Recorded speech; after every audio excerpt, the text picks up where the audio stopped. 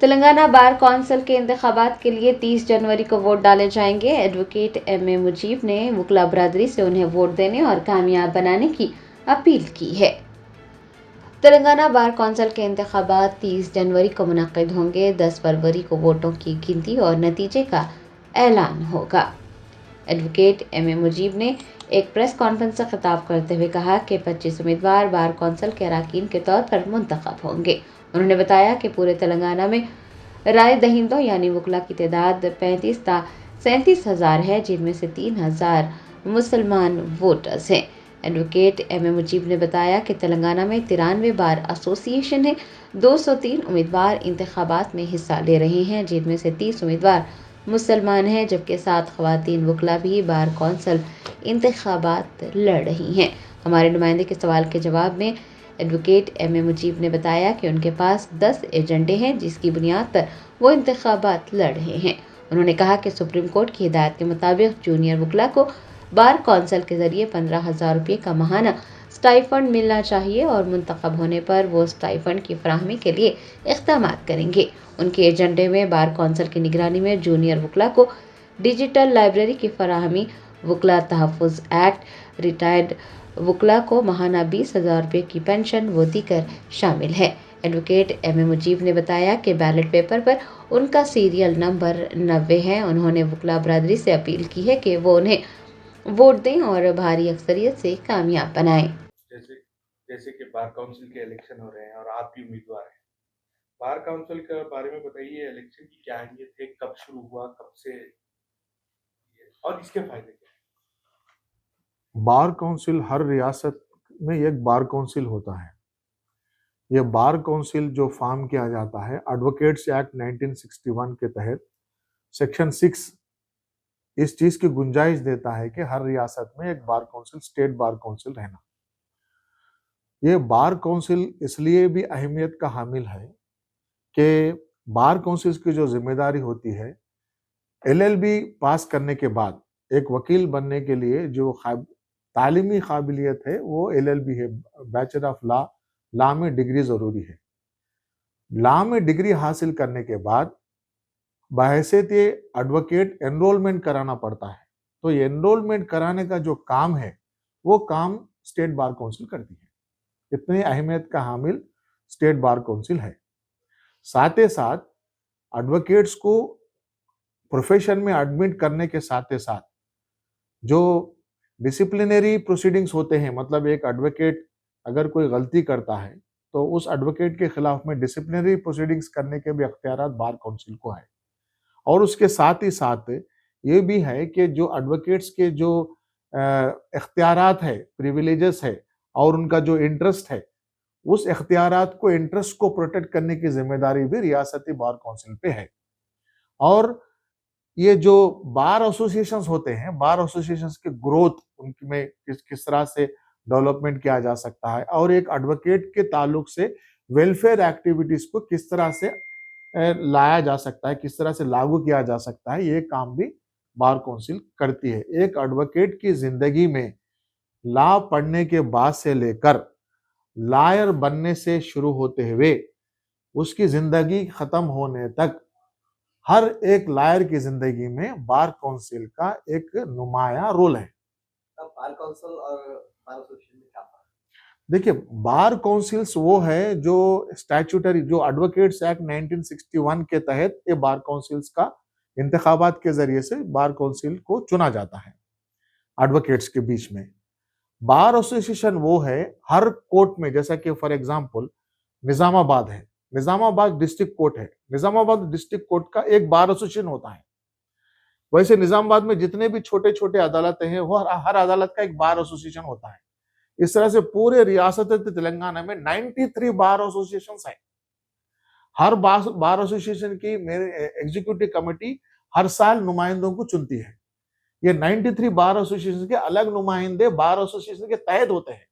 ये 93 bar association का supervisory power, ये बार एसोसिएशन को देखभाल करना, उनको डायरेक्शंस देना, बार एसोसिएशन का अच्छा बुरा देख लेने की जिम्मेदारी बार काउंसिल की है। बार काउंसिल की जिम्मेदारी बार एसोसिएशन से ज्यादा है।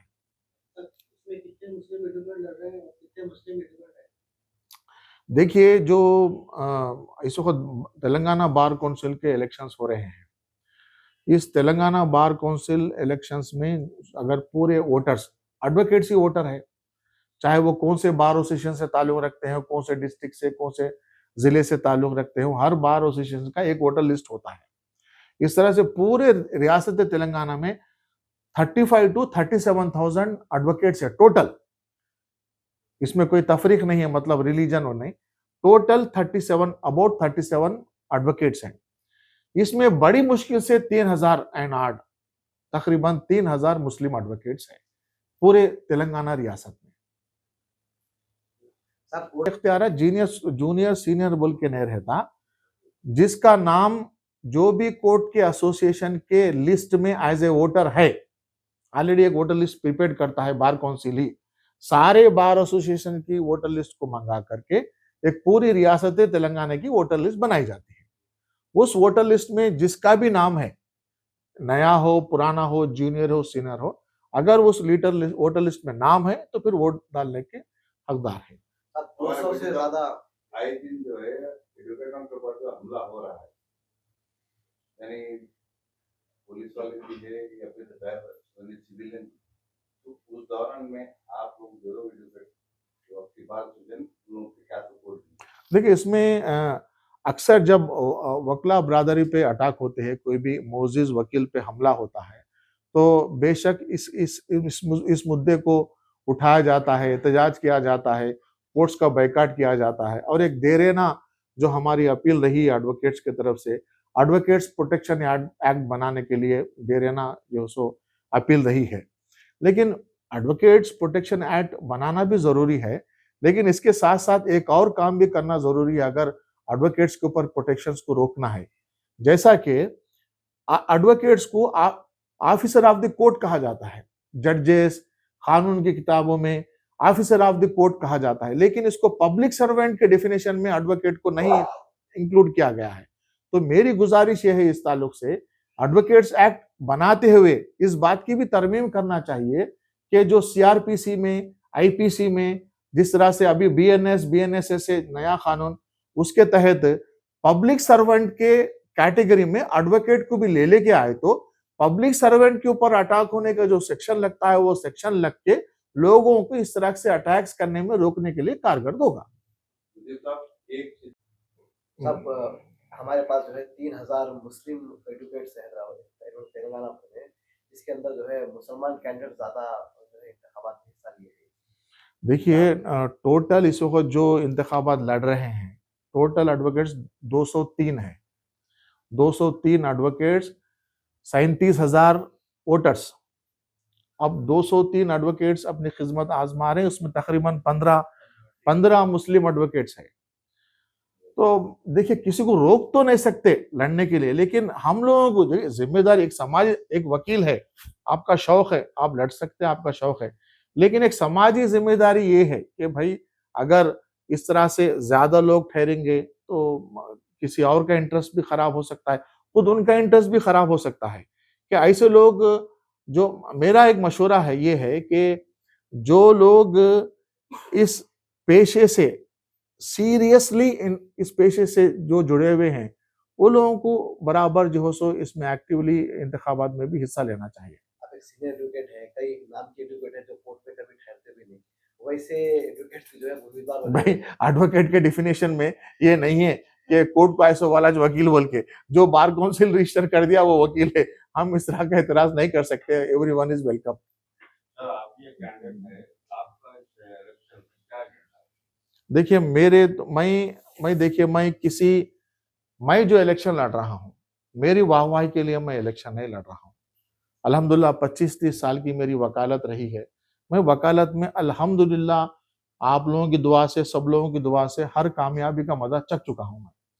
लेकिन इस बार जो मैं बार काउंसिल के इलेक्शंस में जो लड़ने का जो मेरा मकसद रहा है कि हम लोग कहीं ना कहीं एडवोकेट्स के इंटरेस्ट को सामने नहीं रख के शख्सी इंटरेस्ट को हम सामने रख रहे हैं। ये ट्रेंड को अपन खत्म करना। मैं एक 10 एजेंडास के साथ में सामने आ रहा हूँ। मेरे 10 पॉइंट मेरे मकासद जो है, मैं मकसद जो है, मैं कई को लड़ रहा हूँ। अगर पूछे तो मैं एक एक मेरा एजेंडा है, 10 पॉइंट मेरा एक एजेंडा है, उसमें 10 पॉइंट्स है मेरे। देखिए सबसे पहले जो हमारा आता है, देखिए कोई भी नया वकील जब एनरोलमेंट होने के बाद जब प्रैक्टिस में आता है तो उसको फाइनेंशियली बहुत सफर होना पड़ता है। कम से कम 2-3 साल तक उसको फाइनेंशियली सपोर्ट की जरूरत पड़ती है। तो मेरा एक डिमांड, मेरा एक मकसद ये है कि भाई कोई ऐसा इंतजाम हो। सुप्रीम कोर्ट भी एक जजमेंट दिया जिसमें तकरीबन जो है एक फिक्स अमाउंट सीनियर कंपलसरी पे करना जूनियर्स को बोल के। तो मेरा एक इसमें ये है कि कम से कम 15,000 रुपए जूनियर एडवोकेट्स को पर मंथ स्टाइफंड देना, इसका रूट थ्रू बार काउंसिल के थ्रू होना। ये कम एनरोलमेंट की डेट से लेके 3 साल तक का, जब तक कोई भी जूनियर वकील 3 साल तक की टाइम नहीं कंप्लीट करता, जब तक पर महीना 15,000 रुपए स्टाइफंड देना, ये एक मैं मकसद के साथ मेरी लड़ाई है। दूसरा ये है कि कोई भी एडवोकेट के लिए जब नया नया एडवोकेट आता तो उसको इंफॉर्मेशन गैदर करना एक बहुत बड़ा मसला रहता। तो मैं ये बोल रहा हूँ, तो पहले के जमाने में तो भाई लाइब्रेरी एस्टैब्लिश करना, इतने किताबें खरीदना, इसको सब्सक्रिप्शन लो, ये सब था। लेकिन आज टेक्नोलॉजी एडवांस हो गई। तो मैं ये चाह रहा हूँ बार काउंसिल ये जिम्मेदारी लेना कि जैसे जिस रोज एडवोकेट का एनरोलमेंट होगा उस रोज एक डिजिटल लाइब्रेरी उसको प्रोवाइड करना फ्री ऑफ कॉस्ट। कोई बड़ी बात नहीं है। देखिए आप कितने एमबी जीबी आप लोगों को मालूम क्या है, कितना इंफॉर्मेशन, खाली एक ऐसा बटन पे आप इंफॉर्मेशन भेजा सकते। तो इस तरह से हर एडवोकेट को एक digital library free of cost, जिस दिन एनरोलमेंट होता भाई आप आए, एनरोलमेंट कराए, आपका बहैसियत एडवोकेट एडमिट करे, उसी दिन एक डिजिटल लाइब्रेरी उस एडवोकेट को मुहैया करना। डिजिटल लाइब्रेरी का एक्सेस, हाँ मतलब आप जो भी है दे देना, आप उसको एक्सेस रहता है, उसको वो प्रोवाइड करना आपको। इससे हटके मेरा जो एडवोकेट्स प्रोटेक्शन एक्ट में बोला वो पास करना वो जरूरी है। इससे हटके ये है कि हमारे जो सीनियर एडवोकेट्स होते हैं वो देखिए जो सक्सेसफुल रहे उनके पास बेइंतहा दौलत है। मैं ओपनली बोल रहा हूँ, चाहे कोई क्रिटिसाइज करो या ना करो। जो वाकई मीडियम है, जिनकी प्रैक्टिस नहीं चल सकी लेकिन फिर भी एडवोकेट है, आप इज्जत नफ्स के वास्ते किसी के सामने आप हाथ नहीं फहराते, लेकिन फिर भी आप जूझ रहे हैं अपनी जिंदगी में, 65 हो गए, 62 हो गए, ऐसे मुस्तैक एडवोकेट्स को 20,000 रुपीज पर मंथ पेंशन का इंतजाम करना बार काउंसिल के जरिए से, ताकि भाई कम से कम 5-6 हजार की दवा तो भी खरीद सकता। बहुत खराब हालत है, जो जिसके ऑफिस से सक्सेस नहीं है, वैसे सीनियर एडवोकेट्स की हालत बहुत खराब है। अभी हमारे पास जुडिशियल अकादमी, हर रियासत में क्या होता है, जुडिशियल अकादमी होती है। ये जुडिशियल अकादमी का काम ये होता है कि जजेस को, हालांकि आप जज बन जाते, आपका तकर्रुर हो जाता, आप अपॉइंट हो जाते, आप जज की कुर्सी पे बैठ जाते, लेकिन वक्तन फक्तन हर साल में 2 साल की एक बार उनकी ट्रेनिंग के वास्ते महीना, 1.5 महीना, 2 महीने ट्रेनिंग के वास्ते जुडिशियल अकादमी को भेज के ट्रेनिंग देते जजेस को लॉ के बारे में कैसे चलाना। उसी तरह से उसी तर्ज पर लॉयर्स, तेलंगाना लॉयर्स अकादमी भी एस्टैब्लिश करना, ये हमारा, ये ऐसे कई डिमांड्स है कि जिसके तहत मैं ये इलेक्शन लड़ रहा हूँ। बजट होता है बराबर, और साथ ही साथ ये जो बार काउंसिल होता है ये स्टैट्यूटरी बॉडी है, कानून के तहत एस्टैब्लिश होता है। सेक्शन 6 रियासती बार काउंसिल हर रियासत के लिए, section 7 bar council of India, जब पूरे रियासतों के बार काउंसिल के इलेक्शंस हो जाते, स्टेट बार काउंसिल का एक member all India bar council के वास्ते चयन होता, उसका अपॉइंटमेंट होता। इस तरह से एक पूरी स्टैट्यूटरी बॉडी है जो एडवोकेट्स के इंटरेस्ट को प्रोटेक्ट करने की एक अहम बॉडी है। वो बॉडी को चलाने का इख्तियार बार काउंसिल को है। बार काउंसिल में 25 मुस्तहिक लायक एडवोकेट्स को चुना जाता है एडवोकेट्स की तरफ से, जो ये बार काउंसिल को चलाते हैं। इस बार मैं एक और डेवलपमेंट इसमें यह हुआ है कि 25 मेंबर्स में इस वक्त 30% रिजर्वेशन वुमेन एडवोकेट्स को दिया गया है सुप्रीम कोर्ट के जरिए से। तो अब ऐसा है कि नियरली 7 एडवोकेट्स भी इस वक्त रिजर्वेशन कैटेगरी, लेडी एडवोकेट्स भी रिजर्वेशन कैटेगरी में चुन के आएंगे। इस तरह से 25 एडवोकेट्स की एक कॉम्पिटेंट एडवोकेट्स की एक बॉडी बार काउंसिल चलाएगी, और वो बार काउंसिल के एडवोकेट्स के बीच में से एक बॉडी को बनाते हुए एडवोकेट्स को चुना जाएगा। और ये इलेक्शन है 30 जनवरी को, 30 जनवरी को ये इलेक्शन है। और मेरा इसमें सीरियल नंबर है 9090। तो मैं तेलंगाना रियासत के जो सभी हमारी एडवोकेट बिरादरी है, मैं उनसे अपील करता हूं कि 30 जनवरी बरोज़ जुम्मा जो ये बार कौंसिल के इंतखाबात हो रहे हैं, उसमें सुबह 10:30 बजे से 5 बजे तक इंतखाबात हैं, इलेक्शंस है। अपने अपने बार एसोसिएशन में डालना है। हैदराबाद के जो हाई कोर्ट में प्रैक्टिस करने वाले एडवोकेट्स हाई कोर्ट में डालना है, नामपल्ली क्रिमिनल कोर्ट में प्रैक्टिस करने वाले नामपल्ली क्रिमिनल कोर्ट में वोट डालना है, सिविल कोर्ट में प्रैक्टिस करने वाले सिकंदराबाद सिविल कोर्ट में डालना है, सिकंदराबाद कोर्ट में प्रैक्टिस करने वाले सिकंदराबाद कोर्ट में वोट डालना है। इस तरह से जो डिस्ट्रिक्ट के एडवोकेट्स है वो अपने अपने डिस्ट्रिक्ट्स में जहां जहां उनके बार एसोसिएशन है, हर बार एसोसिएशन में पोलिंग सेंटर बनाया गया है। तो वो पोलिंग सेंटर्स में आप सुबह 10:30 बजे से जाके, मैं पूरे वकला बरादरी से, मैं पूरे एडवोकेट्स भाइयों से अदम्बद में गुजारिश करता हूं कि 30 जनवरी को आप जाइए, अपने वोट का इस्तेमाल करिए और मेरे फेवर में फर्स्ट प्रेफरेंशियल वोट, ये वोट का तरीकेकार ऐसा है कि preference 1, preference 2, preference 3, preference 4, preference 5, इस तरह से 5 प्रेफरेंशियल वोट्स देना जरूरी है। एक वोटर 5 एडवोकेट्स को प्रेफरेंस वोट दे सकता है। मुझको फर्स्ट प्रेफरेंशियल वोट वो NE1 लिख कर दें, उसके बाद आप 2, 3, 4, 5 कोई भी एडवोकेट को, आपके पसंद के एडवोकेट को दे सकते हैं। मेरी पूरी एडवोकेट ब्रदरी से ये अदबन रिक्वेस्ट है कि मेरे फेवर में 30 जनवरी को पोलिंग बूथ को जाकर, पोलिंग सेंटर को जाकर, मेरा जो सीरियल नंबर है 9090, बैलेट पेपर पे मेरा सीरियल नंबर देखिए 9090 है, मेरा नाम MA मुजीब है, बैलेट पेपर पर मुजीब MA बोल के लिखा हुआ रहेगा। आप बगैर कंफ्यूज हुए के 90 सीरियल नंबर को देखिए और वो NE1 बोल के मेरे नाम के अगेंस्ट में लिखिए और मुझको कामयाब करिए।